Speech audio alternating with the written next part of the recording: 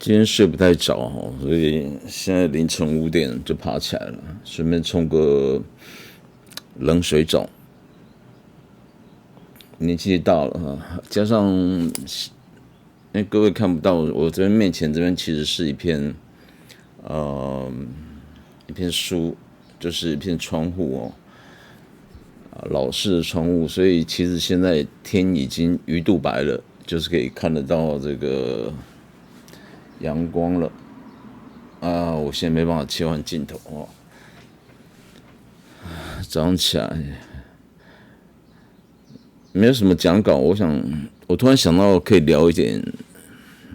为这阵子都在聊吃的，我就把吃的东西一些心得也顺便把它讲完，也不是讲完了，就是提到说很多东西，随着年代的更迭，就是你年代的更迭代表你的，如果你是随着年代而更迭，表示你的年纪越来越大嘛。年纪越来越大呢，好处就是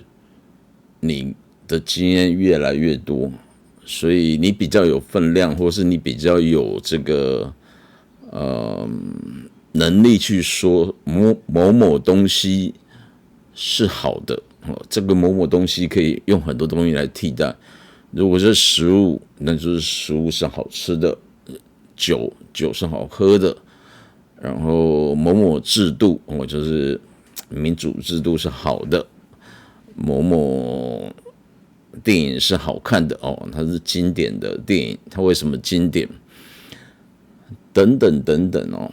不过当然我们是要谈吃的，我也不是要谈哪一瓶酒怎么样，因为坦白说哦，因为如果我们要谈酒的话，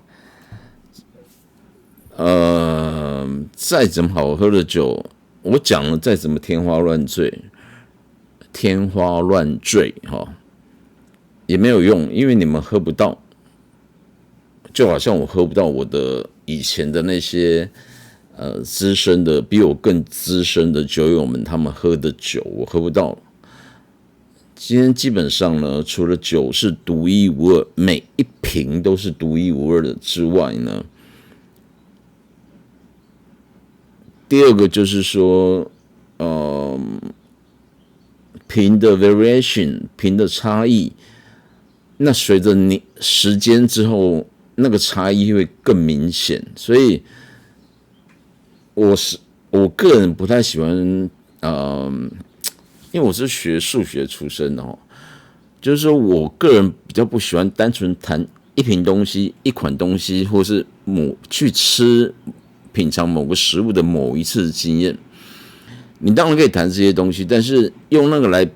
来代表，就是说，所以这间店怎么样，这个酒怎么样，这个食物怎么样，我觉得都是不够精准的哦，不是不行，是不够精准。就像酒有瓶差一样，食物也会有不一样的味道哦。即便是同一家店，而且是同一个师傅煮的。当然啦，你如果越相近，就是比如说以食物这个东西来说，你的采购的这个管道，然后它的负责培育，不管是鱼啊不管是这个禽鸟啊，或者是蔬菜啊，或者是菌菇啊等等，就是这些原料呢来源都是统一的，已经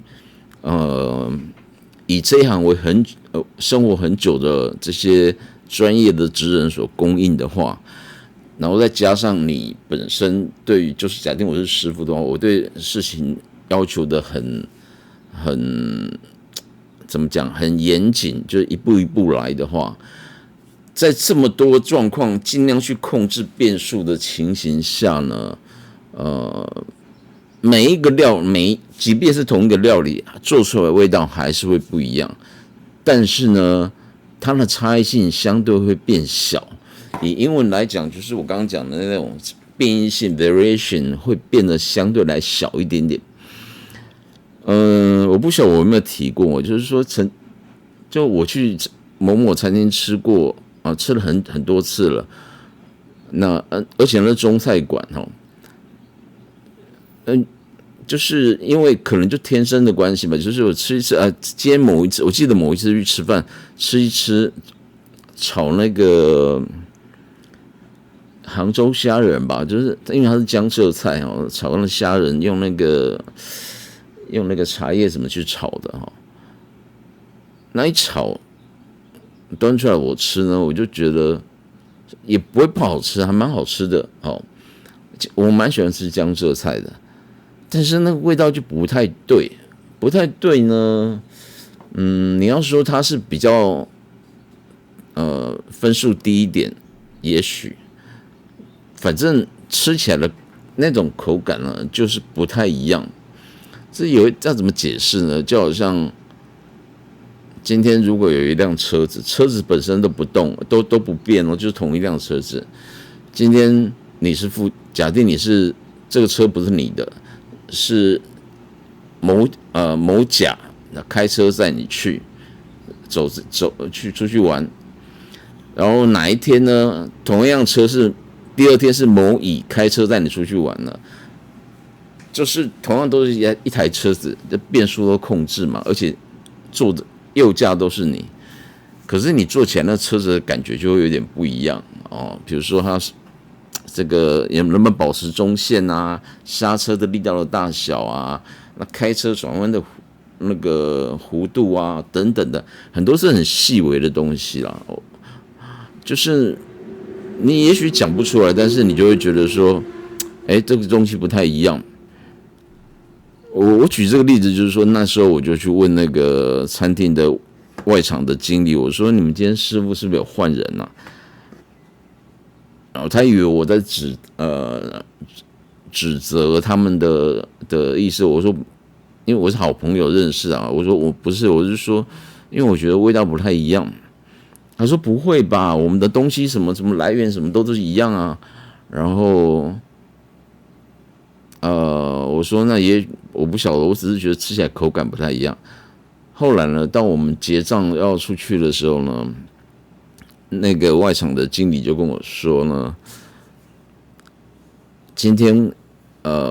因为出菜的关系呢，因为它里面有好几口呢，他们是专业的餐厅嘛，有好几口灶啊、炉子啊，然后我吃的那道菜呢，就是那个虾仁，那个是二厨炒的。但是二厨炒的已经有它一定的火候在了，所以他们不是故意说怎么样子，我也不会，我觉得没有必要说我一定要怎么样，我又不是什么特殊的人。但是呢，并不是因为他跟我解释的一些，不是因为怎么样，所以怎么样，我说都没有关系啊，我只是因为就是我会觉得味道不太一样，然后我就会问一下，那也没有说一定都不好吃啊或怎么样，没有这个意思。后来他就跟我说：“你的舌头很灵。”我说我也不晓得吧，就是如果你不跟我讲，然后没有人跟我讲，那你自然而然去感受某些东西的话，也许你会比较容易体会出它的差异性。但是，如果今天我们特别要去品酒，或特别要去这个比赛或者什么的话，你也许表现就不会这么的好哦。所以有时候就是无心反而变成是你比较敏感一点点。那我讲这样就是说，不过这间餐厅你客人这么多，所以你当然会有大厨、二厨、三厨啊，或者负责每个人不一样，负责不一样的菜色啊，甚至有些是负责一些比较简单的炒青菜而已啊，或者是甚至只是熬汤啊，什么东西熬汤其实也不是不重要，很重要哦。不过那个餐厅呢，现在是哪一个餐厅我就不讲了。那个餐厅现在其实都是我讲这个都是至少30年前的事情了，20几年到30年左右。那师傅早就不是退伍了，退休了。我去吃的时候，他年纪就已经不小了，才60几岁了，所以早就退休了。然后，可能移民到美国去了吧？接手的也不是他的徒弟，因为听说是后来有别家的，不是餐厅，就是有什么集团呢，什么把他们买下，他们这个比较流行的话语叫做 IP 嘛，买下他们的品牌，然后呢，就是看起来甚至连里面的那个外场的人都一样哦，就是反正都是那种餐厅年纪都比较大的服务人员嘛。可是你一吃那个菜就完全不一样，那已经不是那种大厨跟二厨之间的差异性而已，可是菜就完全不一样了啦。基本上对我来讲，那除了名字一样，其他完全不一样，而且甚至连服务态度可能都会有差了。这一点就是说，我们今天讲某个餐厅不错，比如说我昨天有提到说，我不喜欢，不是不喜欢，就是我并不认为把我自己写过的某些不管对酒的评语或者是餐厅评语那些东西把它留下来会是一个好的事情，因为也许你说让人家怀旧也可以，可是我有一个毛病啊，我有一个习惯，就是我实在不太能够忍受我曾经写过的东西呢，它的资讯现在已经不对了，不管是我当时就写错，或者是说当时写对，可是现在制度已经不一样了。那些东西，那你说你就去改啊？可是我没有那个力气去改了。我现在对人生其实抱持一个随遇而安，就是可能最近太多挫折了吧，让我觉得有心无力啊。有心无力就会觉得怎么样都无所谓的那种感觉。那我当然，你说我虽然不喜欢这样错误的资讯，但是叫我再去改，算了吧，免了吧。我并不想做这种事情。反正我觉得人生做过的事情留下记录当然好，但是不留记录也没什么不好啊。你人来了，人走了，对不对？没有人记得你也无所谓，对不对？让人家记得其实是让人家难过，那不记得呢，其实就是 everybody happy， 对不对？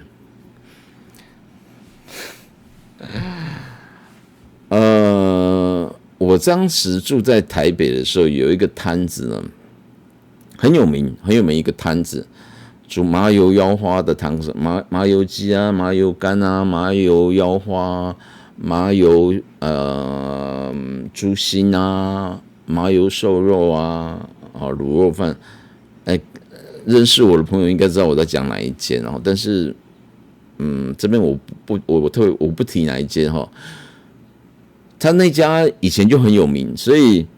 我曾经去参加一个聚会，一个酒友我们聊到这种，不知道那天可能天气比较冷吧，就聊到有关于这种麻油类的料理的时候呢，其实麻油类的料理你不要想要去配什么葡萄酒什么的吧，不要给掰了，那个配清酒才会合适。为什么？第一个清酒就是你如果看那麻油鸡、麻油什么什么那种料理，它是不是都用米酒去煮的？米酒就是跟清酒是系出同源嘛。虽然说台湾的米酒比较偏向于所谓的类似像米烧粥这样的感觉，但是无论如何，它原料都是米啊。那你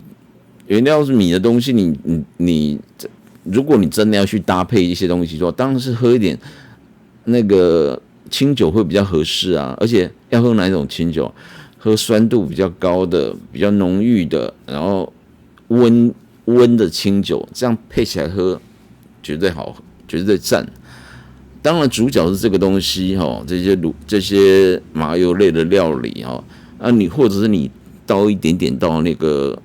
这个汤里面去，趁着这个火还很旺的时候，就是汤还很热的时候，去搅一搅，去提升它的味道。为什么？因为酒里面清酒有很多氨基酸嘛，我之前提过了，氨基酸可以有一些氨基酸可以赋予这个这种热汤类的料理或是烹煮类的料理呢，更鲜美的感觉。温度很重要，不然的话你冷菜很少人在倒那种清酒去腌的，不是说都没有，但是因为这种东西没有人可以讲说一定就是没有啊，对不对？所以我只能讲说我很少看到不过倒是有清酒，如果是比较所谓的低温的清酒就是那种类似像白酒低温的那样子的状况的话，配那些腌制物倒是很合适，通常都放在开胃菜的时候就已经开始喝，然后配上这样的东西。里面有一个我最喜欢的，除了那个腌制萝卜那些之外呢，我最喜欢的是南蛮渍腌那个鲑鱼啊，腌那种反正小丁香还是什么那种鱼我都觉得很好吃，因为那个都有一点酸味嘛，然后再酸酸的，要腌一天那个骨头都变软，然后让配那个清酒吃就很好吃。把话题扯远了，一般吃麻油鸡，它本身就已经很多酒了，你大概也真的很少会去配清酒，而且最主要是那些你要吃这个东西最好吃，我讲温度很重要，你当然是在店里面吃啊，你把麻油鸡去吃，第一个没有那个气氛，第二个温度就会改变了，即便你是拿那个保温的那种过去，我觉得就还是不一样，而且台湾人的习惯吧，像这样的店。不管是麻油鸡啊、姜母鸭啊、烧酒鸡啊什么，这个习惯都是那种麻辣锅也是这样，习惯都是一群人这样，这边一桌那边一桌，然后那边的在冒热气，你这边也在冒热气，然后大家这样吃起来，讲话声音其实就是变成一种很协和的共鸣感觉。好听的讲法是这样的，难听的讲不是难听的，就是比较粗鲁的讲法，就是说会讲话会变得很大声就对了。因为还有酒精的催化嘛，那时候我这个朋友就跟我讲说，他常去我们讲到这个话题，他提到说他常去哪一间台北市他认为是最好吃的麻油鸡、麻油腰花，特别是腰花，因为麻油腰花比麻油猪肝更难煮更难去掌握住它那个刚好熟又有一点没有熟的那种脆感。真的好吃的麻油腰花，那个肾啊、腰子啊，吃起来是要脆脆的。所以，通常在吃那个东西的时候，一上来当然还会稍微泡一下嘛。但是我看差不多的时候，我会全把它捞出来，放在旁边，放到另外一个碗。为什么？因为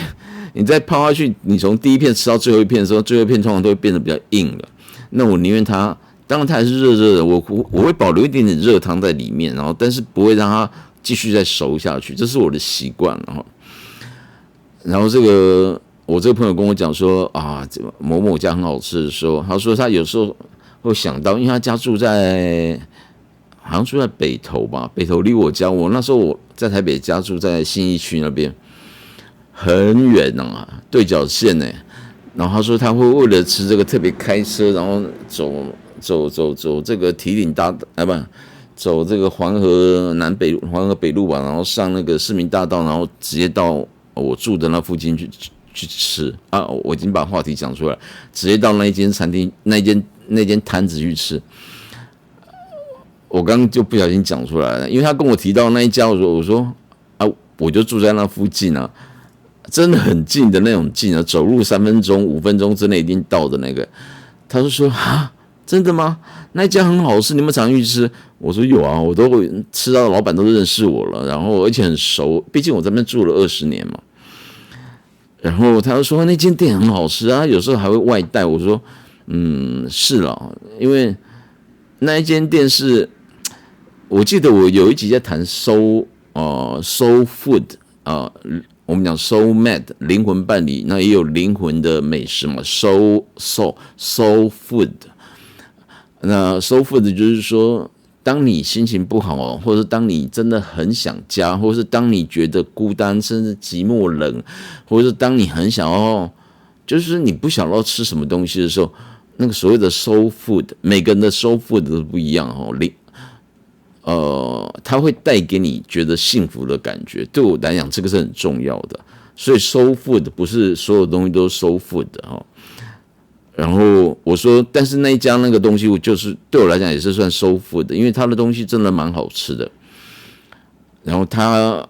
就说我要说我是你，我一定天天去吃。我说我也不用天天啦，我常常去吃，但吃久了再怎么好吃的东西，吃久会腻嘛。那你还是要看一下季节啊，看一下这个现场去看的时候排队的人有没有很多啊，或者是它剩下哪些料啊？为什么呢？因为这种有一点像这个台南这种所谓的烫牛，就牛的生牛肉汤的那样子的，用热水去烫的那种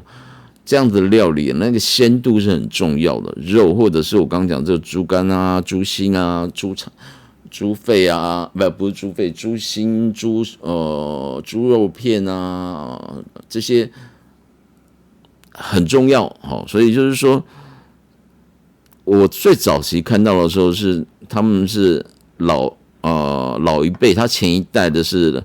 老公是负责是拿那个尖刀在那边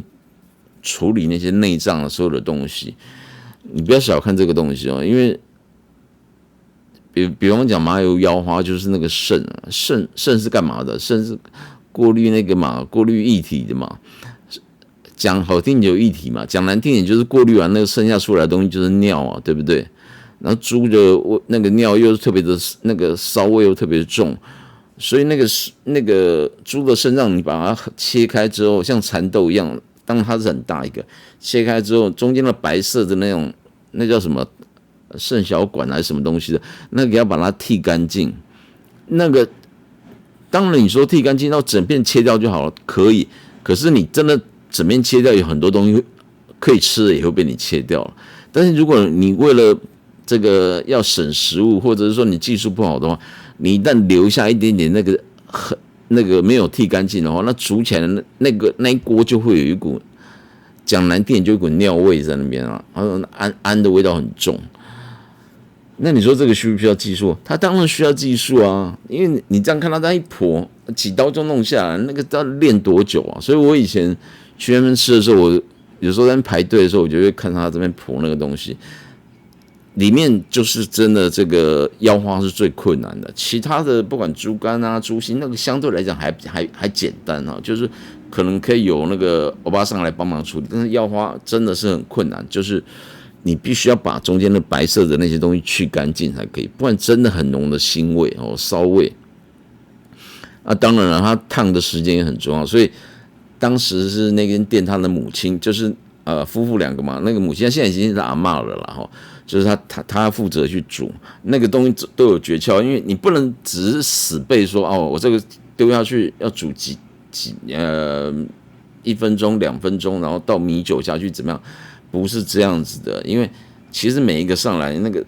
量都不太一样，会有一点差异，所以他们怎么去把这个给弄好，其实是真的需要经验的哦，包含火候，包含这个你今天这个丢进来多少，我需要多少的高汤，然后加多少的米酒去煮，什么时候加米酒下去，然后什么时候起锅出来的时候端去给客人吃，他吃了第一片吃起来的时候就脆脆的这样，那是真的需要技术的。而且如果你能够吃到这样的水准的东西呢，包含它那个整个汤混合起来变得很香的时候呢，配上一个卤肉饭啊，我的习惯是，它卤肉饭本来就很好吃嘛，我的习惯是会把它这个麻油再把它捞起来，就黑麻油捞起来会淋在卤肉饭上面，特别油啊，特别油，但是特别好吃，因为那个热热的汤。一方面是让汤不会那么的烫，二方面是这个热油弄进来之后去搅卤肉饭，会让那个除了卤肉饭除了这个卤肉的味道之外，不管它是切成丁的，或是它都是切成丁的那种型的卤肉饭之外，再加上这个油下去再去拌，真的更好吃。这个，所以我有一个想法，就是说，如果我来开一个卤肉饭的店的话，我可能专门就弄。麻油鸡那什么就是煮，可能简单的麻油骨那个一般老母鸡就好了，因为主要不是要吃那个鸡肉嘛，而是在煮的过程中姜啊什么去煮的过程中加那麻油、黑麻油什么的，然后把那个提炼出来，它就有鸡的味道，又有那个麻油味道，又有姜的味道。这时候每一碗卤肉饭来的时候，我不一定要淋在最上面，我可能放在最底下，然后饭盛上去的那种卤肉，然后吃饭的时候规定大家一定要稍微拌一下，那个当你吃得出来，它就会有那个麻油味道，但是那种做法就会帮你自己的卤肉饭加分，而且这种加分并不是说加蛋当然也是不错，但是加蛋基本上就是一个荷包蛋哦，基本上就是已经另外一种料理的感觉了。虽然它还是卤肉饭啊，但是我刚刚加了讲的这种东西是比较看不出来的，就是它有不一样的味道在里面。那我讲了半天，就是说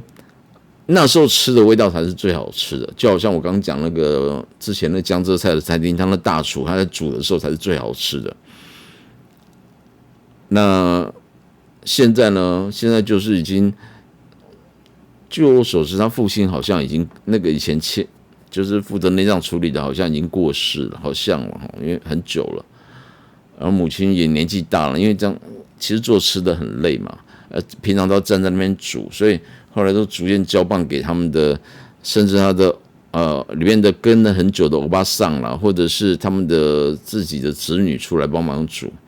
那味道真的是完全一开始是很不行，然后可是你没有去吃过的它还是像不像三分样，还是有个样子在，但是其实吃起来味道已经不一样了。如果以前的是90几分的话，他刚换手的时候，我觉得吃起来连60分都不到，因为以我一个常去吃的人来评断，然后他的话就是那种，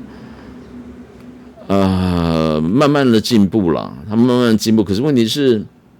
他们要怎么进步呢？他以前常看，而且有时候做吃真的要很讲天分。